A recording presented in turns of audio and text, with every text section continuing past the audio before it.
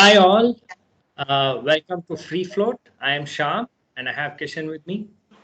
Just hi Sham and hi everyone. Happy Gauri Ganesh. I know all of you are busy, praying and eating. So just stay safe while you're doing that. So having said that, let's continue with our factor investment series. Last week, I think we did, the three factors, the pharma French factors, right, Kishan? Yeah.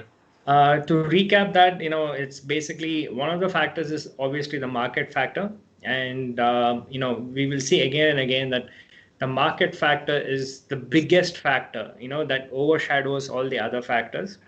It plays a very big part in your long only portfolio. If you're, and as retail investors, we are long only. So the biggest impact is going to come from the market. Having said that, Pharma and French constructed two other factors. What were they? Value and small cap, right? So Yes. those were the original ones. And to reiterate, that small cap factor is kind of controversial because quite a few researchers have pointed out that it was probably because of low liquidity in the small cap space. So and the researchers looking only at monthly return data. So if you actually wanted to implement um, that strategy during that time, right? So I'm talking about 70s and 80s when the backtest was performed. It was you would have lost most of that extra premium that you got in transaction costs, because there's no way you could have implemented that. So that's one thing. But the biggest one remains market and value, in the pharma three factor sort of thing. Yeah. So I think, when was the five factor thing done? Almost 10 years later, right?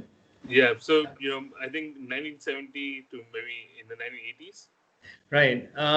So they didn't sort of rest on their laurels, so to speak. So they continued their adventures in linear regression, and they found two more factors. One was the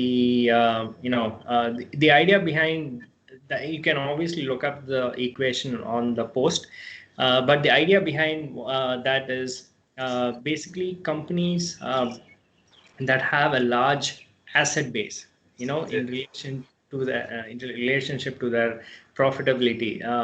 They tend to suck. So I think we discussed this. Do you have an example of it? I think ITC would fit that.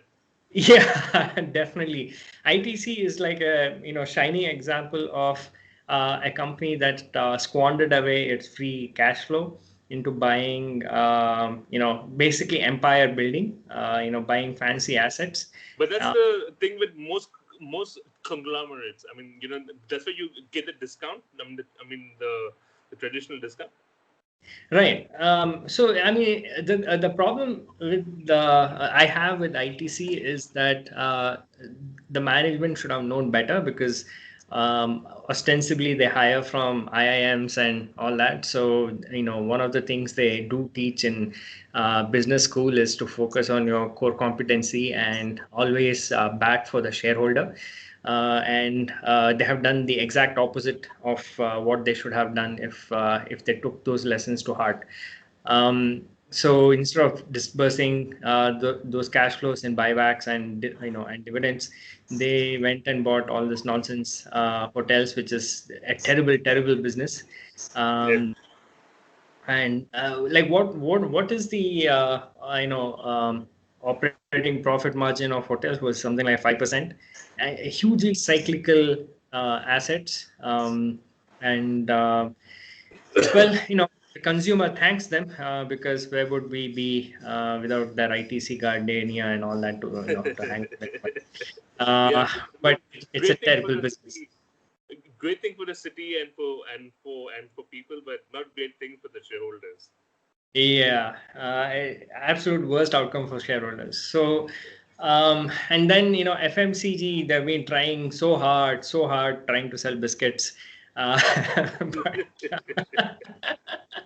But that I think they just wanted to copy RJR Nabisco. I mean, I think yeah. that was it. Well, see, the funny thing is, RJ and Nabisco kind of admitted that they made a mistake, right? Yeah. So they did break up. So these guys should have. I mean, there's no explanation to it other than empire building and trying to, the CEO kind of trying to leave his mark, so to speak. Um, so terrible outcomes all around. So I hope at some point they kind of go the opposite route and dismantle everything and just Yeah, but focus on it. Sham, so like the story of ITC is a story, right? But when you're dealing with factors, you're dealing with systematic, like having a systematic approach where you're mainly dealing with numbers. I mean, the numbers have a story underneath it, but you're only trying to get get the numbers and trying to, I mean, analyze it, not in manually, using computers and stuff to get to the value that you're trying to find patterns based on what you're looking for, right? So how do you differentiate that? Because I mean, the thing with ITC, it's a story, but you wouldn't get that from systematic investing. Right. So look, you you can't divorce numbers from stories, right? So all this jazz about factors and value investing or momentum investing, whatever you call it, right? It cannot exist in isolation to whatever else is happening, in the market. So you need to understand market history. You need to understand the environment in which different factors kind of came into being in the first place, right? So if those things did not exist, then these factors may never have been discovered because those signals would have been so weak that a regression would not have caught it.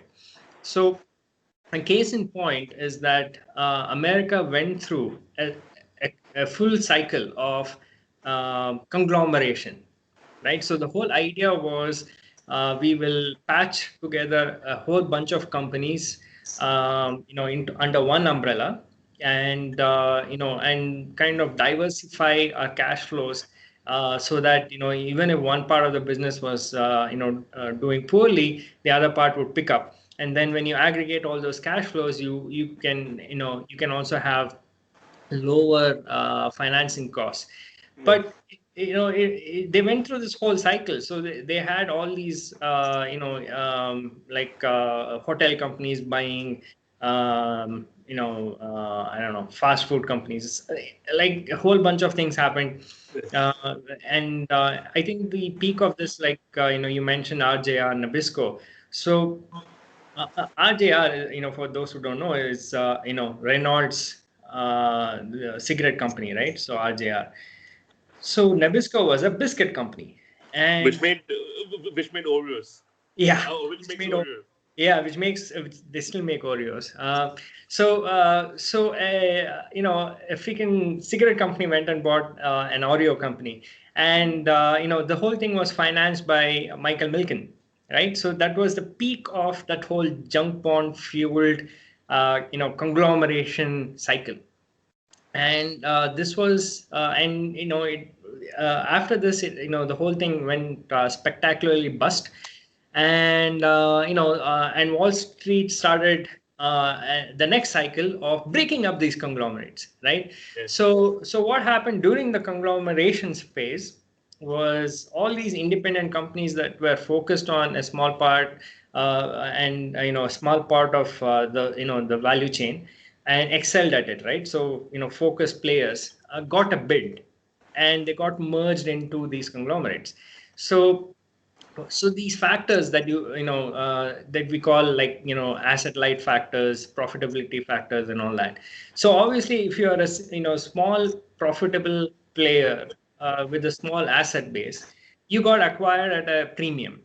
So that will show up in the numbers as, oh, look at this, factor, this quality factor or whatever, it's now at a premium. Then, a decade later, when these guys were broken up and spun off, right? So, that Fidelity manager, man, I keep forgetting his name. What's his name? Peter Lynch. Peter Lynch. So one of his favorite things was to pick up spin-offs, right? Yes. So where were these? Most probably these spin-offs were earlier independent companies, right? Yes. that got caught up in the Milken, web of things, and then they were spun off again. And and when they were spun off again, they were spun off at a low valuation because people were trying to undo the damage that this conglomeration thing did. And when allowed to refocus on their core again, these companies again started performing better. And again, this will show up in those factors. So these factors don't exist independent of what's going on in the market, right? So Exactly. you need that story, that overarching story to actually make sense of these numbers. Why are these numbers where they are, what they are? And and it's incorrect to kind of brand yourself as a value investor or a quality investor or a momentum investor, because at different points in history different things would have worked, and all this factor analysis is just pointing it out, right? It's a way of saying, okay, this might work if those conditions exist again. Right. So the other thing that people miss is, history has been violent, right?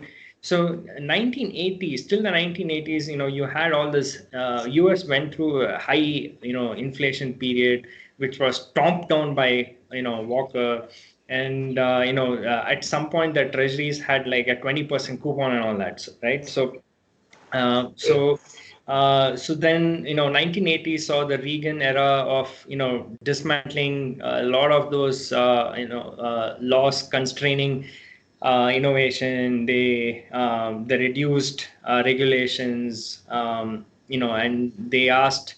I mean, they basically got the world to open up because they also opened up. And then there was Thatcher, in UK doing her thing, and smashing up trade unions and all that stuff. That Yeah. happened. 1990s saw the Berlin Wall come down, and that led to a whole spurt in demand from that from that area as well. So 1980s also saw containerization in shipping. That's when it Right. took off, right? So earlier, if you had to ship something from India to the US, it would be like an independent package where Right. at each port of call you would have to unpack it, put it in some other ship which will take it somewhere else, unpack it, repack it. So the whole thing was very inefficient. So containerization meant that you can just load up one container in your factory. The same container will go on a truck, which will take it to the port. And then, That Yeah, so there was no need to unpack, repack. It became a lot more efficient with containerization. So all these things unlocked different, different inefficiencies in the value chain, and that's what you see in the factors. Now, to say that I'm a value guy or I'm a quality guy, kind of yeah. it doesn't feel right. You need to understand this and understand why it worked in the first place. Yeah. So one of the things that like always gets me is, if you're talking about value stocks, right? How do you determine value? The classic way is, price to book, or you look at some other valuation thing, and you try to see based on its peers or historical whether a company is cheap, and then run the factor, and then you buy the cheapest companies and stuff. But in today's world, intangible assets, which is not reflected in the book value of the company, is worth more. Is worth a lot more. For example, like R&D expenses. Say for Microsoft, Microsoft would have been the best. Maybe the best value by 3 or 4 years ago, but but it might not have come in most factor like value factor strategies because the book value would still be very high. I mean, the price book might still be very high, and so you might so your what probably worked like 20-30 years ago where intangible value was not so much greater. Like, I mean, there was still intangible value in terms of copyrights and stuff, in terms of intellectual property. But today, software has eaten the world, and so that intangible value is far greater today than like ever before. So I think also it's important to understand the limitations of each factor, uh, and Right. like whether it's still applicable, or what would you get if you applied this factor in like today's environment. Right, and also to a certain extent, right? So if you look at the, let me see if I can try sharing my screen, because nope, share screen. Okay, this one, right? Can you see it? Nope. It's just black. Um,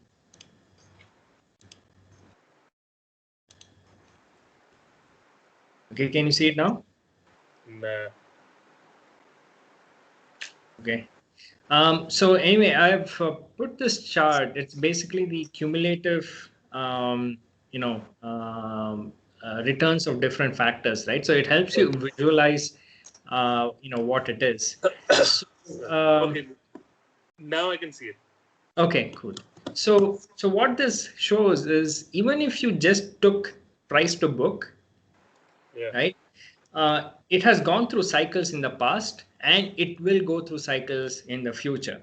So it's not like a constant, factor premium that can keep collecting, right? So Yeah. sometimes, it is really big and fat, and sometimes it's non-existent. And that's number one. Number two, you mentioned intangibles, and the thing about intangibles is that it's not just R&D expenses. Yeah. It's also copyrights and your ability to enforce it, because so one of the you know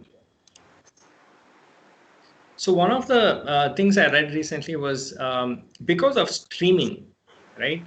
Most of the copyrights, especially music copyrights, have become easily enforceable.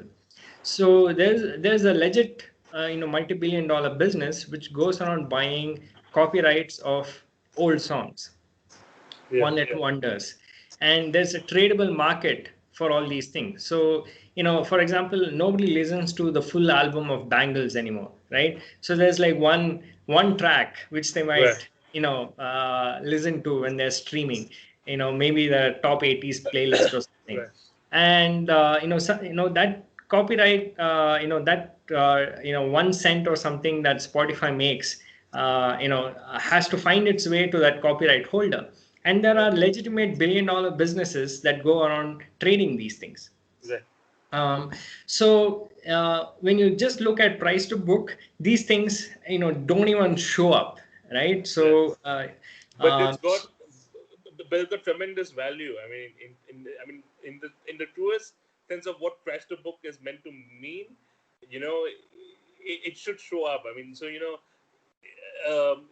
I mean, if you are really into like want to be like very thorough with these things, it is. I think the next research should be on how to value these things. From a systematic point of view.